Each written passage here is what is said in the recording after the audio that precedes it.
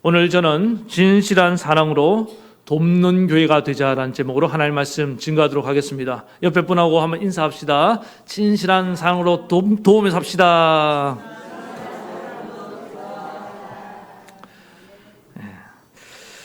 우리가 인생을 살면서 누군가를 도울 수 있다는 것은 참 기쁜 일입니다.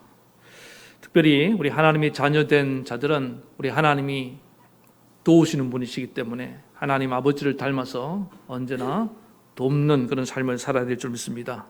우리가 연약한 자를 도울 때 하나님은 얼마나 기뻐하신지 몰라요. 사도행전 20장 35절에도 범사에 여러분에게 모범을 보여줌과 같이 약한 자들을 돕고 또 주 예수께서 친히 말씀하신 바 주는 자가 주는 것이 받는 것보다 복이 있다 하심을 기억하여 할지니라. 사도 바울도 언제나 이 나누고 베푸는 본을 보였습니다. 그리고 예수님께서도 주는 것이 받는 것보다 훨씬 복이 있다. 여러분, 주는 인생이, 나누는 인생이 복된 인생인 줄 믿습니다. 저도 할 수만 있으면 나누고 베풀며 살기를 애씁니다. 지난번에 저희 가족이 모처럼 이렇게 외식을 할 기회가 있었습니다. 어느 식당에 갔는데 마침 그 자리에 아는 후배 목사님이 사모님과 또 아주 토끼 같은 두 딸하고 와서 식사를 하고 있는 것을 제가 보았습니다. 그래서 먼저 인사를 하고 식사를 하고 이제 나오는데 뭔가 뒤에서 이렇게 당기는 느낌이 들더라고요. 그래서 하나님이 박 목사야, 네 것만 계산하고 나가냐? 어? 저것도 해야지. 그러시는 것 같아요. 제가 이거 거절할 수 없어서 그래서 제가 그 후배 목사님 식사값도 이렇게 계산을 하고 좀 뭐가 계산을 하고 그냥 놔두셔도 될 것 같은데 그렇게 이제 나갔어요. 나왔는데 그 후배 목사님이 어떻게 알고 저와 눈이 마주친 것 같아요. 아무튼. 그래서 뛰어나와서 저한테 90도로 인사를 하는데 인사 받으려고 한 건 아닌데 그래도 그렇게 나오게 되었습니다. 제가 그 일을 겪으면서 마음이 되게 뿌듯했습니다. 작은 일인데도. 그런데 오늘 제가 이 얘기를 여러분에게 하니까 너무 부끄럽네요. 제가 이 고민을 많이 했는데 식사 한 번 낸 것 같고 뭘 이게 대단한 일이라고 오늘 설교 때 이렇게 거창하게 인용을 하냐. 제가 이런 생각을 하신 분들이 있다고 생각합니다. 저도 잘 알아요. 오른손이 하는 것을 왼손이 모르게 해야 되고 또 이렇게 생색내는 건 이미 이 자체로 상이 없습니다. 그러나 하나님 앞에서 상 이미 다 날아간 건 사실이고 그럼에도 불구하고 제가 오늘 이 말씀을 드리는 것은 오늘 누군가를 도와야 되는 어떤 예를 들기 위해서 말씀을 드리고 있는데 제가 한 것은 정말 별거 아니었습니다. 그냥 식사비 한번 계산한 것밖에 없는데 그런데 도움을 받는 분의 입장에서는 그게 생각보다 큰 뜻밖의 하나님의 위로가 되고 또 큰 힘이 된다는 것을 알게 되었습니다. 요즘 보통 그렇게 인사 안 합니다. 근데 그 목사님이 문 앞에까지 나와서 90도로 전했다는 거 뭐냐? 그 마음에 받은 은혜가 크다는 거예요. 그 순간에 전혀 예상치 못했는데 제가 이제 나중에 들려오는 얘기 들어보니까 목사님 형편이 그렇게 좋은 게 아니에요. 얼마나 가족들하고 한번 식사를 하고 싶었겠습니까? 그런데도 정말 생각하고 날짜를 잡다가 그렇게 왔는데 저를 만나게 된 거 아니겠어요? 제가 그 마음을 느낄 수가 있었습니다. 그리고 저도 누군가에게 제가 도움을 줬다는 그 사실이 제가 우리 가족들하고 식사를 한 것보다 그 도움을 줌으로 인해서 밀려오는 기쁨이 훨씬 더 컸습니다. 지금 제가 이렇게 얘기할 때 고개를 끄덕끄덕이는 분들은 이걸 경험해 보신 분들이에요. 아는 거예요. 목사님 맞아요. 인생은 도움에 살아야 됩니다. 돈은 그렇게 쓰라고 있는 것입니다. 그래서 제가 이제 우리가 그렇게 해서 이렇게 살아야겠구나. 하나님이 우리에게 다 복을 주실 줄 믿습니다. 그래서 우리 신앙의 선배들은 그런 기도를 많이 했습니다. 하나님, 우리 자녀들이 머리가 될지언정 꼬리가 되지 말게 도와주시고, 하나님, 꾸어줄지언정 꾸이지 않는 인생을 살게 도와주시옵소서.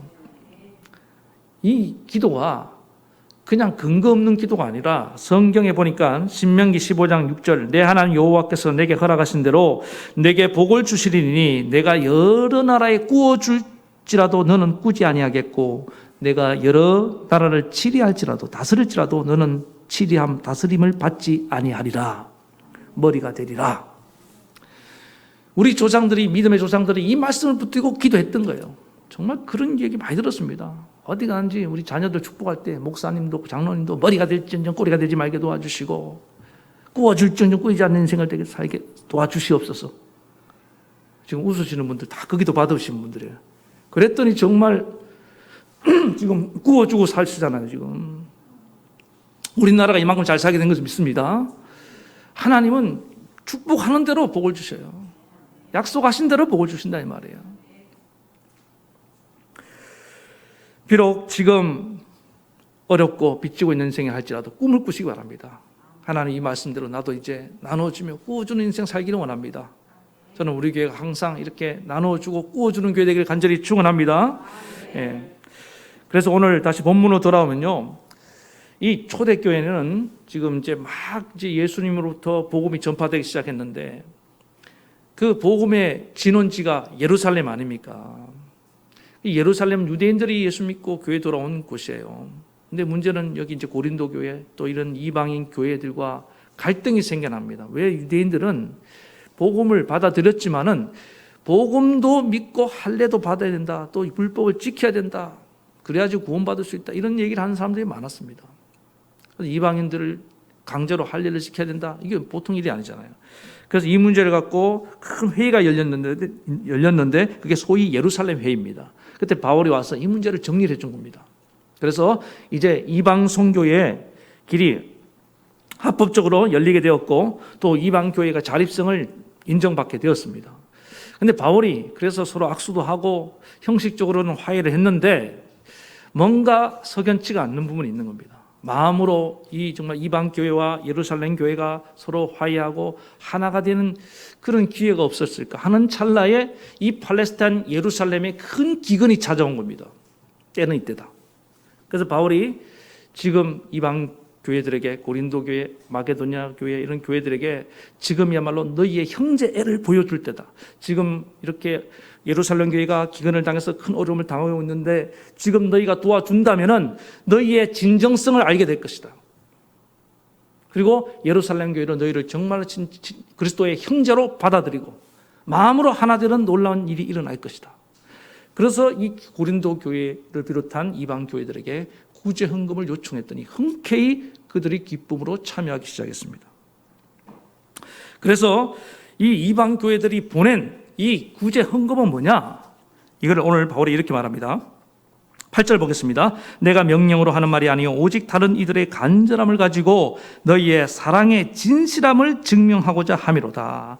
너희가 보내는 이 구제 헌금은 단순한 물질이 아니야. 그거는 뭐냐?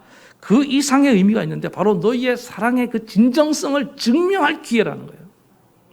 여러분, 우리가 하나님께 드리는 헌금은, 예물은 단순한 물질이 아닙니다.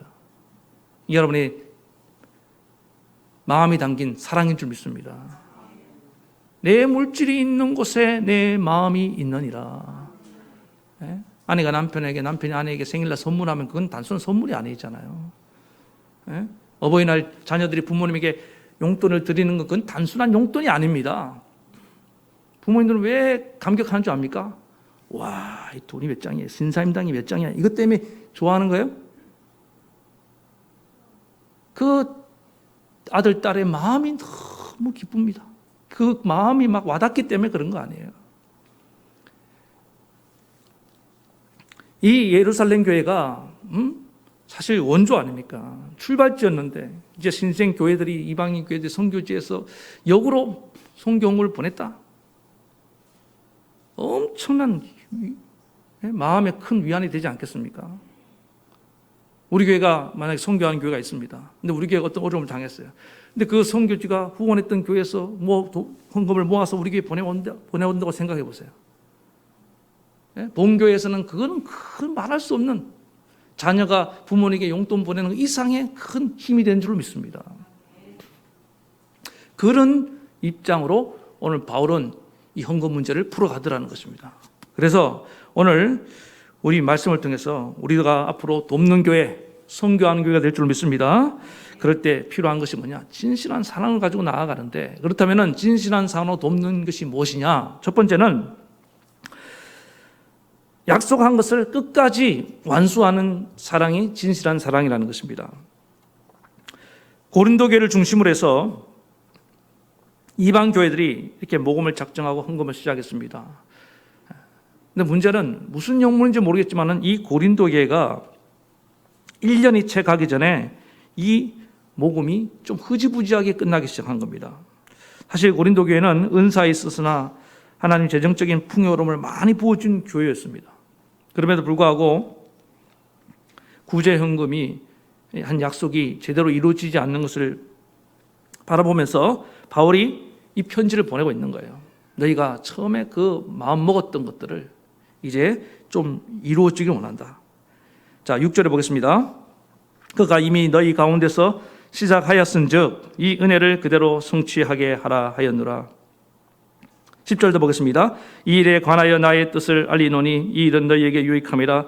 너희가 1년 전에 행하기를 먼저 시작할 뿐만 아니라 원하기도 하였은즉 이제는 하던 일을 성취할지니 마음에 원하던 것 같이 완성하되 있는 대로 하라. 지금 바울이 벌써 1년 전에 다른 어떤 교회들보다 너희가 먼저 시작하지 않았느냐. 근데 용두사미로 끝나면 안 되지. 이 일을 정말 끝까지 완수해야 된다. 그렇게 간곡하게 지금 부탁을 하고 있는 것입니다. 그렇다면 이 고린도 교회가 후원을 중단하게 된 이유가 뭘까? 우리는 본문을 통해서 그 단서를 찾아볼 수가 있는데 7절에 보니까요. 오직 너희는 믿음과 말과 지식과 모든 간절함과 우리를 사랑하는 이 모든 일에 풍성한 것 같이 이 은혜도 풍성하게 할지니라. 사도 바울이 지금 뭐라고 얘기합니까? 풍성하게, 이 은혜를 풍성하게 할지니라. 이게 처음엔 너희가 하나님이 주신 그 풍성한 은사를 가지고 우리를 사랑함에 있어서 풍성한 마음으로 시작하지 않았느냐. 근데 지금 너희가 구제헌금을 시작할 때를 생각해 보라는 거예요. 그때 어떤 마음으로 시작했습니까? 이렇게 풍성하게 헌금을 했다는 건 뭡니까? 마음의 은혜도 풍성했다는 뜻 아니에요. 맞죠? 풍성한 마음으로 예루살렘 교회를 도우려고 시작하지 않았느냐. 근데 어느 기간이 남았음에도 불구하고 고린도 교회 성도들이 마음속에 이런 마음이 들어왔던 것 같아요. 아, 이제 우리가 할 만큼 했으니까 이제 좀 쉬자. 열심히 했으니까 이제 좀 그만해도 되겠지. 뭐 다른 교회들이 하지 않겠나? 이런 마음들이 들어온 거예요. 물론 고린도 교회가 재정적으로 어려워져 갖고 도저히 도울 형편이 안 된다 하면 이해가 됩니다. 그러나 고린도 교회 고린도서 전체를 놓고 볼 때 고린도 교회의 재정이 어려워졌다는 건 찾아보기 힘듭니다. 그렇다면은 이거는 뭐냐? 재정이 어려워진, 형편이 어려워진 것이 아니라 그들의 마음이 식어진 겁니다. 여러분, 약속을 했으면은 우리가 약속을 법정으로 한 것도 있지만 계약서 쓰고 하는 약속도 있지만은 마음으로 작정한 것도 약속입니다. 오늘 2부에 오신 분들은 아멘 안 하기로 작정을 하셨습니까? 다시 한번, 여러분, 마음으로 작정한 것도 작정입니다. 마음으로 약속한 건 누가 약속한 겁니까? 하나님하고 내가 약속한 거예요. 저는 뭐 계약서도 안 쓰고 뭐 없는데요. 그건 사람을 상대할 때 할 얘기입니다. 하나님한테는요 안 통해요. 하나님한테 내가 마음 먹은 것도 약속입니다. 사람도 이걸 잘 몰라요. 고린도 교인 너희가 하나님 앞에서 그런 마음을 먹지 않았느냐. 그런데 지금 이렇게 마음이 식어졌다는 것, 이건 안 된다. 우리는 우리 주님으로부터 큰 은혜를 받은 자들입니다. 9절에 보니까 이렇게 말씀하고 있습니다. 우리 주 예수 그리스도의 은혜를 너희가 알거니와 부유하신 이로써 너희를 위하여 가난하게 되심은 그의 가난함으로 말미암아 너희를 부유케 하려 하심이라. 예수님이 저 하늘의 부유함을 포기하고 이 땅에 낮아지고 가난해진 이유는 뭡니까? 고린도 교회 너희뿐만 아니라 우리 모두를 부유케 하시기 위함인 줄 믿습니다. 우리의 생명을 어때 풍성히 얻게 하시고 우리의 삶을 부유케 하시기 위해서 주님께서 가난하셨는데, 주님이 가난해짐으로 말미암아 너희가 이만큼 잘 살게 되었는데 너희도 너희의 부유함을 가지고 다른 일을 부유케 하는 일을 해야 되지 않겠느냐. 당연한 거 아니냐. 어찌 보면은 물론 고린도 교회가 지금까지 한 것만 생각해도 고린도 교회 스스로 생각한 것처럼, 야, 우리가 지금 헌금해서 보낸 게 저 교회 10교회 모은 것보다 더 많아. 그럴 수도 있겠죠. 다시 말씀드립니다. 헌금은 액수의 문제가 아닙니다. 헌금은 약속의 문제예요. 사랑의 문제라고요. 하나님이 우리가 얼마나 많이 했느냐 적게 했느냐를 보는 게 아닙니다. 네가 처음 먹었던 마음을 가지고 끝까지 한결같이 약속을 지키며 가느냐 안 가느냐, 그걸 보는 거예요. 그래서 사도 바울이 이렇게 간곡히 부탁하는 겁니다. 이건 사랑이야. 하다가 중단하는 건 사랑이 아니야. 예루살렘 교회가 지금 궁핍하고 어려우니까 도와달라는 게 아니야. 너희가 돕지 않아도 다른 손길을 통해서 하나님은 얼마든지 도울 수 있다. 그러나 너희를 위해서 너희가 약속한 것을 이거는 완수해야 되지 않겠느냐. 여러분, 요한계시록 2장에 보면은 에베소 교회를 향한 주님의 말씀이 나옵니다. 이 에베소 교회도 주님의 참 칭찬을 많이 받는 교회였습니다. 그들의 행위와 수고와 인내와 악한 자들을 용납하지 않은 것과 거짓된 것을 드러내는 것과 참고 견디고 게으르지 아니한 것, 참 얼마나 잘한 게 많아요. 그래서 예수님이 칭찬을 많이 해줬습니다. 근데 문제는 뭐예요? 한 가지가 문제인데 그 한 가지가 치명적입니다. 2장 4절에 이렇게 말합니다. 그러나 너를 책망할 것이 있나니 너의 처음 사랑을 버렸느니라. 주님은 우리가 처음 가졌던 그 마음이 식어지고 퇴색되고 버려지는 것을 굉장히 마음 아파하십니다. 내가 처음 주를 만났을 때, 여러분 주님을 처음 만났을 때 기억하십니까? 그때 그 감격이 기억나십니까? 설레임이 기억나세요? 그 뜨거움이 기억나십니까? 목사님, 언젠지도 모르겠어요. 지금 그때가 있었는지도 모르겠어요.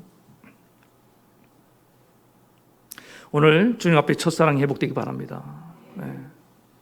왜냐하면요, 주님은 항상 그 첫 설레임, 첫 우리를 향한 그 뜨거움,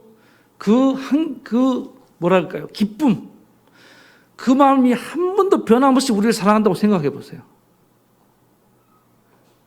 주님 우리 볼 때마다 처음 느낀 그대로 항상 우리를 보면 너무 이뻐하시고요. 막 우리를 사랑스러워서 막 죽어. 항상 주님은 그런데 우리는 어느 순간에 마음이 벌써 탁 퇴색돼 갖고 주님 봐도 아무 느낌이 없네. 주님을 봐도 그냥 멀뚱멀뚱거리고. 그걸 어떻게 아는지 압니까? 여러분 예배 드리는 태도를 보면 알아요. 매 예배 드릴 때 이제 한 3, 40년 예배 드리니까 뭐 이건 익숙해지고 매너리즘이 빠지고 뭐 맨날 상습적으로 졸고 첫사랑이 변질됐기 때문에 그런 겁니다. 주님은 우리를 오실 때마다 오매물망. 여러분 부모님들이 자녀가 막 어쩌다 한번 오면은 막 일주일이 뭐야? 한 달 전부터 준비하면서 막 뭐 맛있는 거 해줄까 하고 준비하면서 기다리는데 왜? 부모님 마음은 항상 애달는단 말입니다. 그래서 이 우리 마음이 회복이 돼야 되는 거예요. 나는 끝까지 너희를 사랑하지 않았느냐? 내가 힘들다고 이 사랑을 포기하고 십자가 지다가 중단에 포기한 적 있느냐? 마지막 물 한 방울 피 한 방울 너를 위해 쏟아 부어주면서 나는 죽었다. 왜 그런지 아세요? 주님은 약속하셨기 때문이에요. 너희를 구원하기로 작정한 순간부터 나는 절대로 포기하지 않는다. 그러고 나온 겁니다. 그 사랑을 받았으니 우리도 그 사랑을 그렇게 응답하기를 원하시는 겁니다.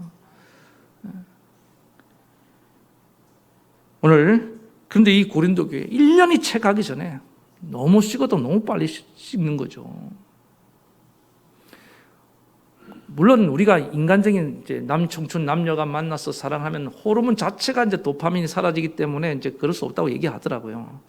그러나 주님을 향한 사랑은 그런 인간적인 에로스적인 사랑이 아닙니다. 하나님이 성령으로 우리에게 영적인 도파민을 계속 부어준 줄 믿습니다.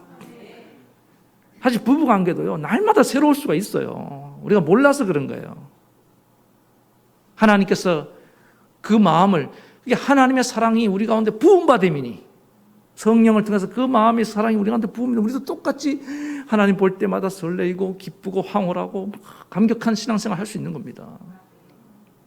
식어버리는 것, 하나님의 성령의 불이 식은 적이 있습니까? 내 인간적인 불이니까 식어버리는 거예요. 다른 불이 들어있으니까 식어버리는 거예요. 오늘 우리는 언제나 처음 약속한 것을 끝까지 나아가는 그런 진실한 사랑으로 우리 하나님이 붙여준 영혼들을 도움을 살아가길 축원합니다. 그다음 두 번째 진실한 사랑을 돕는 것은 자발적으로 돕는 것을 말합니다. 바울은 구제 헌금을 이 진실한 사랑을 증명하기 위해서는 자발적이 되어야 되는 점을 강조하고 있습니다. 이 고린도 교회가 처음에는 물론 자발적으로 시작했습니다. 그런데 문제는 뭐냐? 이 자발적이던 이 구제 헌금이 어느 순간에 이제 식어지기 시작했다는 건 뭡니까? 네? 물론 이제 마음으로 식어지기 시작한 것도 있지만은 이제 별로 할 마음이 없어졌다는 거예요. 지금 그런데 바울이 다시 이 얘기를 하면은 자칫 이것이 강요가 될까봐. 이미 마음이 식은 사람에게 뭔가를 얘기할 때 그 마음에 불을 붙인다는 것은 참 어려운 일입니다. 그래서 바울이 정말 조심스럽게 얘기를 하고 있는데 10절에 이렇게 말합니다. 이 일에 내가 뜻만 보이노니, 바울은 조심스럽게 내 생각만 이렇게 전달한다. 내 생각은 이렇다. 1년 전에 너희가 이 일을 스스로 행하기를 먼저 시작할 뿐만 아니라 원하기도 하였은즉 1년 전에 그들이 먹었던 마음을 상기시켜 주는 거예요.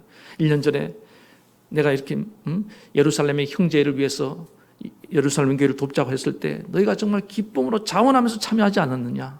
그러나 1년이 채가기 전에 이렇게 마음이 식어버리다니 참 이건 애석한 일입니다. 뭐 이런 정도의 얘기를 하고 있는 것입니다. 그래서 다시금 자발적인 마음을 일으켜서 이 예루살렘 교회를 돕는 일에 참여해 줬으면 좋겠습니다. 바울이 우려한 건 그거예요. 억지로 마지못해서 고린도 교회가 참여하는 건 정말 그건 불편하다. 사랑이라는 것은 여러분 어떻습니까? 절대로 강요해서 얻을 수 있는 것이 아닙니다. 억지로 하는 것은 사랑이 아니에요. 하나님은 우리가 자발적으로 기쁨으로 드린 것을 받으시는 분인 것을 믿으시기 바랍니다. 진실한 사랑에는 반드시 뭐가 있어야 됩니까? 자발성, 마음이 들어가는 것. 자, 11절을 다시 보겠습니다. 이제는 하던 일을 성취할지니 마음에 원하던 것과 같이 완성하되 있는 대로 하라. 할 마음만 있으면 있는 대로 받으실 터이요 없는 것은 받지 아니하시려리라. 그래서 헌금의 중요한 원리가 이거예요. 헌금은 마음에 있는 대로 하는 것입니다. 자원하는 마음으로 하는 거예요. 물론 11조와 같이 액수가 비례적으로 정해진 헌금도 있어요. 사실 11조는 헌금이라기보다 그건 신앙 고백에 가까운 부분이고, 여기서 말하는 헌금은 그 외에 헌신을 말하는데, 이에 대해서 고린도후서 9장 7절에도 이렇게 말씀하고 있습니다. 각각 그 마음에 정한 대로 할 것이요 인색함으로나 억지로나 하지 말지니 하나님은 즐겨내는 자를 사랑하시느니라. 그러니까 헌금에 있어서 절대 강요는 있을 수 없다는 겁니다. 그래서 헌금을 강요당했다 이런 말을 하지 마세요. 제발 여러분, 이거는 우리 신앙으로서 너무 부끄러운 얘기예요. 그냥 안 하시면 돼요. 하려면은 마음의 감동이 오는 대로 자발적으로 하시기 바랍니다. 정말 그렇게 하세요. 목사님이 뭐 헌금을 강요해서 죽겠다 그런 말도 하지 마세요. 그럴 수도 없고 그렇게 하는 분도 그게 잘하는 게 아니지만은 절대로 강요를 하는 게 아닙니다. 아무것도 유익하지 않아요. 하나님은 강요로 해서 드리는 걸 하나도 기뻐하지 않는 것을 기억하시기 바랍니다. 모든 봉사, 물론 제가 어떨 때는 봉사를 정중하게 권면할 때가 있지만은 그것도 본인이 오케이 순종하겠습니다 하지 않으면 아무 의미가 없지 않습니까? 누군가에게 프로포즈를 했어요. 당신 좋아요, 당신 사랑해. 그럼 그쪽에서 나도 당신 좋아요, 함께 결혼합시다 이렇게 나와야지 맞는 거지. 결혼 안 하면 죽어. 나 안 좋아하면은 죽여버릴 거야. 그래서 이루어지게 사랑이 아니잖아요, 그죠? 그럼 데이트 폭력이고 그건 큰일 나는 거죠. 제가 이제 가끔 그 오래된 성도님들 신방을 가면은 사진을 요즘은 보니까 다 최근 사진을 이렇게 걸어놓으시더라고요. 가족들과 찍은 사진을. 그런데 30년, 한 40년 전, 심지어는 지금 벌써 이제 은퇴할 때가 다 가시는데 결혼식 신혼 때 사진을 붙여놓으신 분들이 있어요. 예? 옛날에 뭐 이렇게 쪽두리 하고 이렇게 찍은 뭐 있잖아요. 이렇게 찍은 사진. 그거를 아직까지 놓은 분도 있더라고요. 제가 그걸 보면서 자, 옛날에 참 미인이셨네요. 뭐 그런 칭찬도 하지만은 한편으로는 그런 생각이 듭니다. 아, 이분들이 그 20년 전에 결혼한 이 사진 하나 붙들고 오늘을 버티며 살아가고 있구나. 예? 물론 얼마나 삶이 형편이 어려웠으면 사진을 못 찍을 수도 있겠죠. 그 추억에, 과거의 추억에 나를, 내 인생을 지금 메워놓고 또 아니면 자녀들 생각해서 어쩔 수 없이 살아가는 것 분들 살아내는 것은 귀합니다만은 저는 부탁드리고 싶은 게 그거예요. 그것도 어떻게 보면 내 과거라는 것에 매여 있는 것이 아니겠는가. 하나님은 오늘을 자유하면서 오늘의 정말 이 현실 속에서 내가 자발적으로 과거에 사실 원치 않는 결혼이었다 할지라도 원치 않는 자녀를 낳았다 할지라도 오늘은 그것을 주님이 내게 주신 선물로 축복으로 다 재해석하고 받아들여서 오늘은 정말 사랑하며 오늘은 기쁘게 살아야 되지 않겠는가? 아멘입니까? 그게 정말 우리가 그리스도인이죠. 언제까지 과거에 내가 말이야 다른 데 시집을 갔어야 하는데 이놈 집구석에 시집 와서 내가 이러고 살아가고 있다. 그 어떤 막 현재의 불만을 막 이렇게 표현하고 그렇게 살아가는 것 너무 비참하지 않는가. 현재 또 서로의 모습이 여러분 겉모습만 보면 상당히 초라합니다. 외모는 옛날 같지 않잖아요. 옛날에 그 아리따운 얼굴은 온데간데 없고 다 주름살이 생기고 허리도 막 꼬부라지고 다 그래요. 이놈은 이상하게 외모는 이렇게 잘 변해가는데 성격은 또 안 변해. 그런데도 이렇게 내가 살아주는 것을 생각해서 참 막 그런 마음이 든단 말입니다. 그런데도 반대로 나는 그대 있음에 내가 있고 지금까지 살아준 게 나는 너무나 고맙다. 자, 옆에 분하고 인사합시다. 지금까지 살아준 게 너무 아무나 자꾸 얘기하면 안 되겠지만 자, 배우자들은 그렇게 인사하기 바랍니다. 지금까지 살아준 게 너무 고마워요. 서로 막 불쌍히 여기면서 오늘 그렇게 살아간다면은 이것보다 행복한 게 없어요, 사실은. 맞습니까? 러시아에 가면은 상테트페부르크 뭐야? 이름이 이 동네는 이름이 좀 어려워요. 상테트페부르크인가? 저는 안 가봤는데 거기 가면은 그 세계적으로 유명한 미술관이 뭐 하나 있대요. 뭐 이름도 그냥 생략할게요. 세계적 유명한 미술관이 있는데 거기에 이제 렘브란트, 뭐 레오나르도 다빈치, 뭐 고흐, 피카소 이런 사람들의 그림이 있는데 그 중에 또 특별한 그림이 하나 있대요. 그 그림이냐면 이름이 노인과 바다가 아니고 노인과 여인이라는 그런 그림이 있는데 이 그림이 처음 보는 사람들은 굉장히 혐오감을 느낀답니다. 왜냐하면은 그 감옥의 철장에 어떤 내가 오늘 사진을 일부러 소개 안 해줘요. 이런 것들은 보면 안 될 것 같아서 상상만 하시기 바랍니다. 철장 안에 있는 그 아주 흉한 몰골에 아주 깡마른 그런 노인이 그 철장 밖에 있던 한 젊은 여인의 젖을 물고 있는 거예요. 그거 보는 사람이 끔찍하고 뭐 저런 흉악한 흉물스러운 그림이 다 있나 인상을 찌푸리고 그 노인을 막 욕을 한단 말입니다. 그렇게 다 시작한대요. 그 그림을 처음 보면. 그러다가 그 스토리를 딱 듣게 되는 순간 사람들의 마음이 다 눈가에 눈시울이 뜨거워진다는 거예요.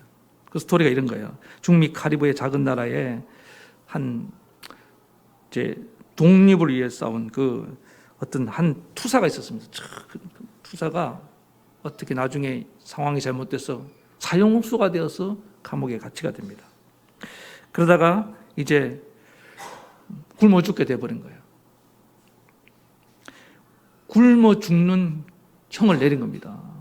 참 사형도 여러 종류가 있는데 굶겨 죽는 이런 벌은 참 너무 가혹한 것 같아요. 사람이 못 먹어서 죽는다. 근데 그 모습을 피골이 이제 말라가면서 굶어 죽은 것을 바라보면서 면회 올 때마다 아버지가 또 이렇게 마르고 그 다음날 더 마르고 완전히 이제 가죽밖에 남지 않은 그 모습을 보다 못한 딸이 굶어 죽으니까 음식을 넣어줄 수 없잖아요. 그래서 간수 몰래 딸이 자기 젖을 아버지한테 먹여주는 장면인 거예요. 그걸 바라보는 순간, 그걸 깨닫는 순간 사람들이 다 그냥 눈시울이 뜨거워질 수밖에 없다는 겁니다. 아버지를 살리기 위한 그 지극한 효심에서 나온 사랑이구나. 저는 그 그림을 제가 이렇게 생각하면서 우리 예수님이 당장 떠오르더라고요. 우리 예수님이 십자가에서 우리를 위해서, 우리를 살리기 위해서 마지막 물 한 방울, 피 한 방울 아낌없이 내어주신 것을 여러분 믿으시기 바랍니다. 이게 강요가 아니잖아요. 자발적으로 이 딸이 사람들이 오해할 수도 있는데 자발적으로 내 아버지를 살릴 수만 있다면 내가 이 부끄러움을 능히 감당할 수 있다. 예수님도 우리를 살리기 위해서 그 십자가의 부끄러움을 다 감당하신 줄 믿습니다. 제가 이제 최근에 우리 성도님들 바라보면서 참 감사한 것 중에 하나가 뭐냐면은 정말 자발적으로 하세요. 우리 교회는 자발적으로 섬기는 교회인 줄 믿습니다. 자발적으로 와서 청소하시고 또 자발적으로 교사로 봉사하시고 이런 화분 제가 광고 한 번 안 하잖아요. 자발적으로 이분들이 이렇게 꽃도 봉사해 주시고 또 차량 봉사로 해 주시고 하시겠다는 분이 많아요. 우리 교회 주차장에 보면 조그마한 화단이 있잖아요. 길쭉하게. 그 우리 성도님이 하는 갖고 오는 게 아닙니다. 다른 교회 다니시는 분이 와서 그냥 본인 스스로 꽃 때 되면 뿌리고 가꾸고 이 일을 한단 말입니다. 얼마 전에 제가 만났어요. 그래서 제가 비타민C 하나 주면서 너무 고맙다고 하니까 아이고 부끄러워 갖고는 목사님 아는 체 하지 말라고. 자발적으로 우리 찬양대도 지금 자발적으로 봉사하고 있는 줄 믿습니다. 모든 것을 거기에 뭘 느끼냐? 진정한 주님을 향한 사랑을 느끼는 것입니다. 일단 마지막 세 번째는 진실한 사랑은 뭐냐면은 이게 균형을 맞춘다는 것입니다. 13절에 보겠습니다. 자, 이는 다른 사람들은 평안하게 하고 너희는 공고하게 하려는 것이 아니요 균등하게 하려 함이니. 무슨 말이냐? 지금 너희가 구제 헌금을 보냄으로 말미암아 너희가 이렇게 계속 보내면은 너희가 뭐 교회 재정이 더 어려워진다고 생각하느냐? 그게 아니라는 거예요. 우리는 일반적으로 뭔가를 나눠주면은 줄어든다고 생각하는데 그렇지 않습니다. 우리 하나님은 하나님 뜻대로 물질을 잘 사용하는 자에게 더 많이 부어준 줄 믿습니다. 제가 아는 어떤 목사님이 교회가 이 코로나19에 어려움 당해서 절기 헌금, 부활절 헌금을 다 몽땅 다 저 어려운 교회들에게 나눠줬다는 거예요. 처음에는 참 쉽지 않은 결정이었다는 겁니다. 그런데 그렇게 하니까 하나님이 성령이 감동해서 재정이 더 늘어나기 시작했다는 것을 여러분 믿으시기 바랍니다. 하나님은 그런 분이에요. 그리고 또 하나 보면은 우리가 이렇게 나눠주는 말이면 하나님이 원하시는 건 뭐예요? 어떤 부의 양극화라 그럴까요? 더 가진 자도 없고 덜 가진 자도 없는 모두가 다 평등한 균등한 그런 세상을 주님이 이루시기를 원하시고 계신다는 것입니다. 근데 그게 저 공산주의가 말하는 것처럼 억지로 강제적으로 이루어진 것이 아니고 사발적인 사랑의 실천으로 이루어져야 된다는 거예요. 그래서 하나님이 우리에게 더 주신 것은 언제나 나누기 위함인 것을 믿습니다. 뭐라도 더 있으면 하나님이 내게 더 주신 건요 쌓아두라고 주신 게 아니에요. 근데 지금 이 세상이 좀 광적으로 바뀌어가는 게 계속 남는 그 돈을 또 어떻게 투기해서 더 불리려는 이런 생각이 광풍이 불고 있는데 여러분 그 조류에 휩쓸리지 마시기 바랍니다. 성경이 부자에게 이런 말을 들으시기 바랍니다. 부자야 오늘 밤 내 영혼을 돌로 찾으리니 이것이 되겠느냐. 우리는 하늘의 부활을 쌓아야 되는데 남는 거 할 수만 있으면 여러분 다 죽기 전에 다 쓰고 가는 게 제일 잘 사는 인생이에요. 계속 사용해야 됩니다. 하나님 그렇게 하라고 더 주신 거예요. 그런데 우리가 여기서 기억할 게 뭐냐면 사람은 누구나 모든 것을 다 가진 사람이 없다는 거예요. 물질이 있는 사람은 그 영혼이 외로울 수도 있고요. 또 그 사람이 가난하다고 해서 그 영혼이 가난한 게 아닙니다. 지금 고린도 교회는 물질적으로는 풍성하고 넘쳐나고 있을지 모르지만은 첫사랑을 잃어버리고 고린도 교회는 지금 뭡니까? 그 부유했던 은혜를 다 잃어버린 거 아닙니까? 영적으로 초라하기 그지없어요. 그러나 예루살렘 교회는 지금 핍박을 당하고 예루살렘 교회는 지금 큰 기근을 만나고 있지만은 그들은 하나님의 은혜를 사모하며 어느 때보다도 영적으로 좀 충만한 가운데 있다 이 말입니다. 너희가 그 교회를 도움으로 말미암아 그 예루살렘 교회의 영적인 부유함이 너희에게 임하게 될 것이다. 제가 좀 어려운 그 목사님 도와줬을 때 저에게 밀려오는 그 하나님이 주신 은혜의 기쁨을 이루 말할 수 없던 것처럼 여러분 오늘 지금 조금이라도 하나님께 드리며 나아가는 분들 이 예물이 정말 귀하게 쓰임받을 때 여러분에게 오늘 큰 기쁨이 임하게 될 줄로 믿습니다. 그래서 14절에 이렇게 말씀합니다. 이제 너희의 넉넉한 것으로 그들의 부족한 것을 보충함 후에 그들의 넉넉한 것으로 너희의 부족한 것을 보충하게 하여 균등하게 하려 함이라. 고린도 교회는 자기들만 돈이 있으니까 그걸 도울 수 있다고 생각하는데 그렇지 않습니다. 여러분 돈은 우리가 가진 것 중에 극히 일부예요.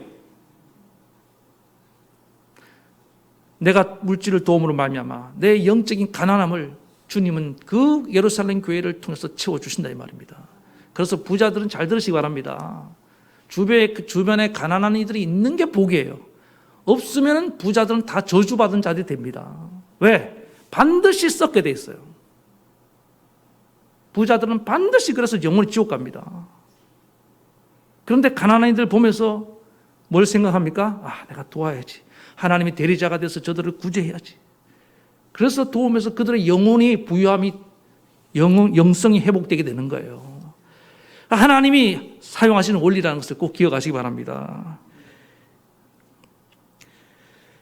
그래서 물질을 헌금하면서 절대로 가져서는 안 되는 마음이 뭐냐면 선심 쓴다는 마음. 그렇지 않습니다. 오히려 도움의 대상이 있음으로 말미암아 우리가 은혜를 받고 있다는 사실 잊지 마시기 바랍니다. 도울 수 있어서 기쁩니다. 도울 수 있어서 감사합니다. 한번 따라합시다. 도울 수 있어서 감사합니다. 당신이 내 영혼을 살리고 있다는 거예요. 이게 중요한 기독교의 이 섬김의 원리입니다. 정신이에요. 오늘 그래서 하나님 이렇게 우리 서로의 부족한 것을 채워가면서 균형을 잡아가고 계신다는 사실을 여러분 꼭 기억하고 이렇게 균형을 잡으면서 진실한 사랑을 이루어가기를 바랍니다.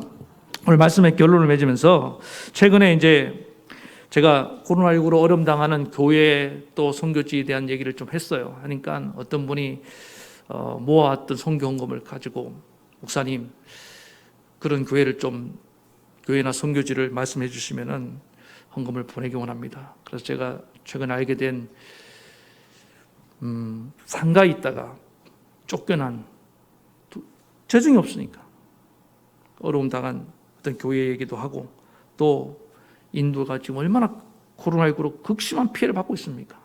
하층 및 그 불가촉 천민이라고 그러죠.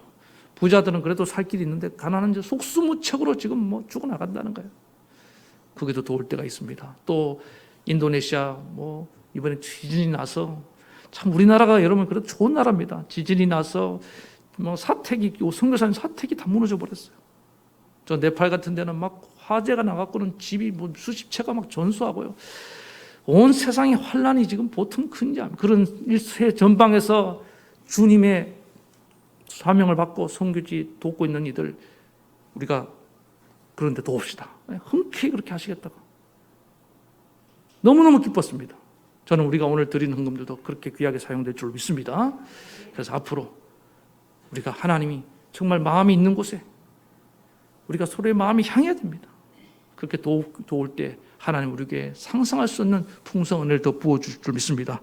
그래서 이런 영적인 부유함을 누리며 살아가는 우리 사랑하는 성도님 모두가 되기를 간절히 축원합니다. 이제 우리 말씀 생각하시면서 찬양을 부르시겠습니다.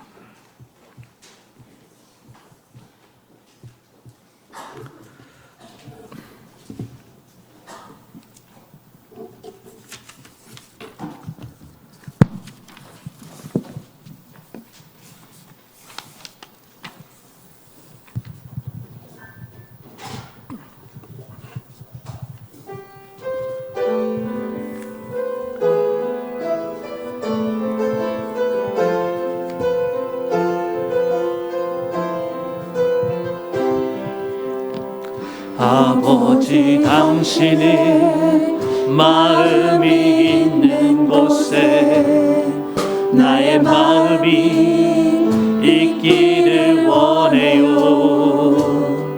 아버지 당신의 눈물이 고인 곳에 나의 눈물이 고이길 원해요. 아버지 당신이 바라보는 영혼에게 나의 두 눈이 향하길 원해요. 아버지 당신이 울고 있는 어두운 땅에 나의 두 발이 향하길 원해요.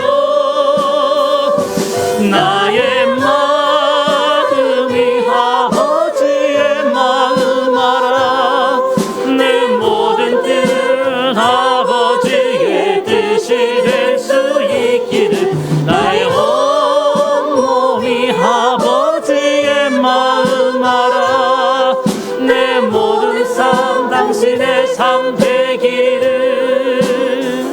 아버지 당신의 마음이 있는 곳에 나의 마음이 있기를 원해요. 아버지 당신의 눈물이 고인 곳에 나의 눈물이 고이길 원해요.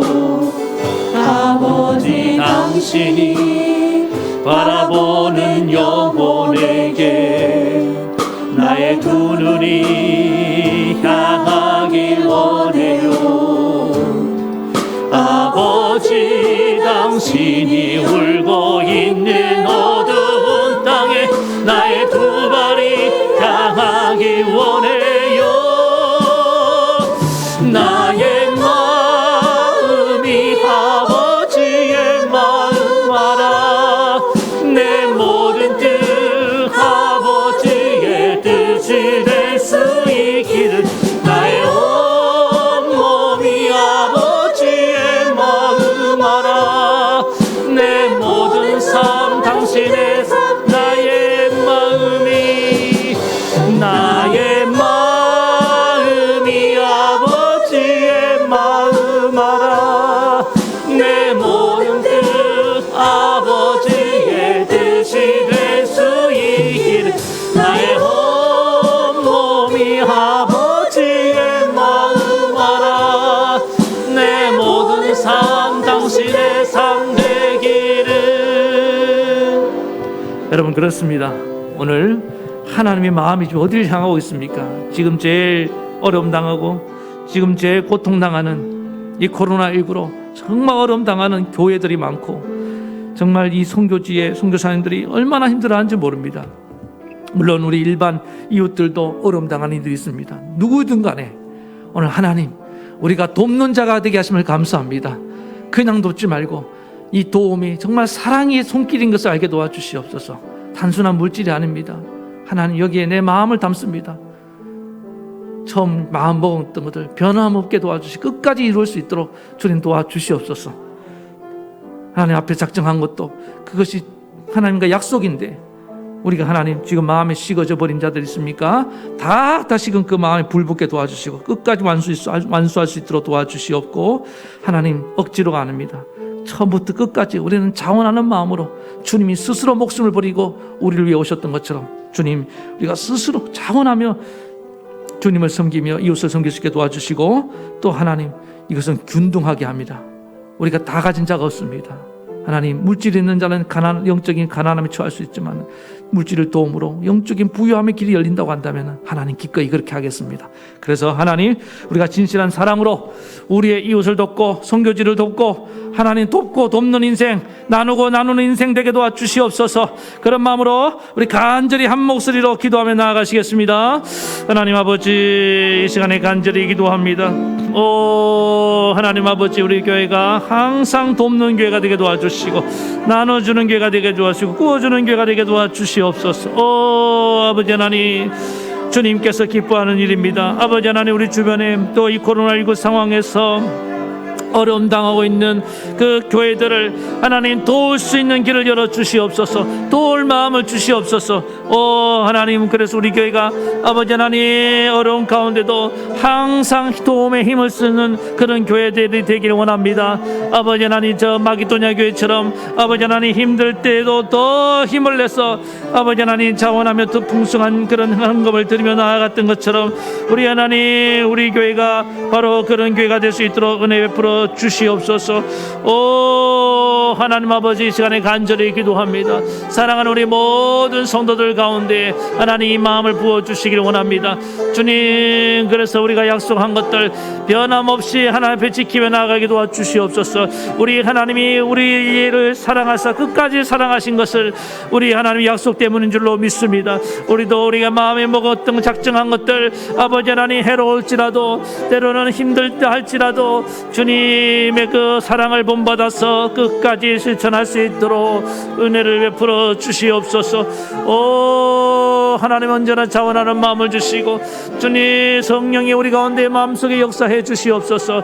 그리고 아버지 하나님, 우리가 이 일을 통하여 늘 하나님 물질이 줄어드는 것이 아닙니다. 하나님 우리를 더 부욕해 하실 줄로 믿습니다. 우리 영혼이 부욕해 하시고 아버지 하나님, 저 가난한 교회는 또 우리의 도움을 받아 아버지 하나님 그들의 바랄 수 있는 하나님의 은혜를 인하여 용기를 얻고 힘을 얻고 나아가게 되는 줄로 믿습니다. 사랑하는 우리 교회가 날마다 이렇게 힘이 되어주는 그런 교회가 될 수 있도록 은혜 베풀어 주시기를 원하오며 예수님의 이름으로 간절히 기도하옵나이다.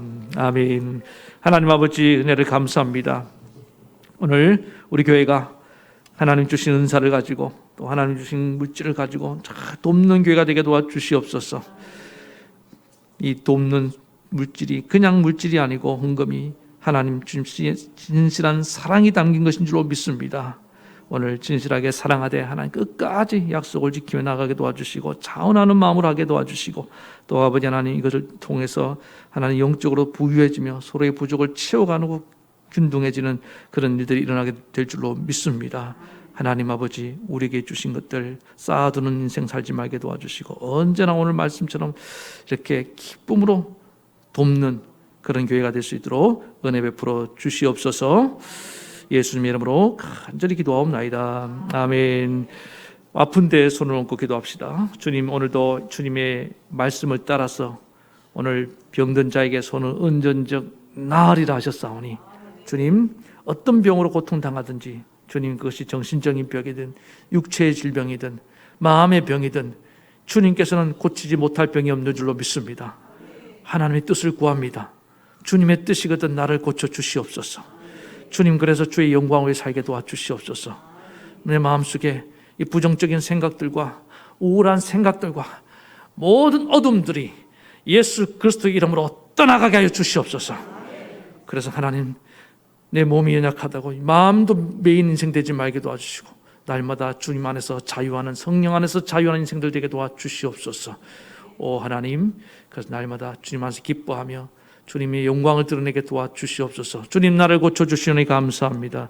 예수님 이름으로 기도하옵나이다. 아멘.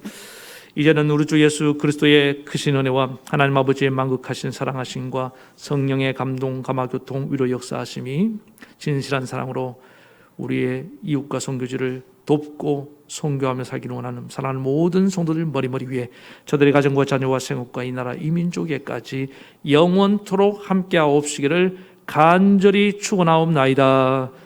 아멘.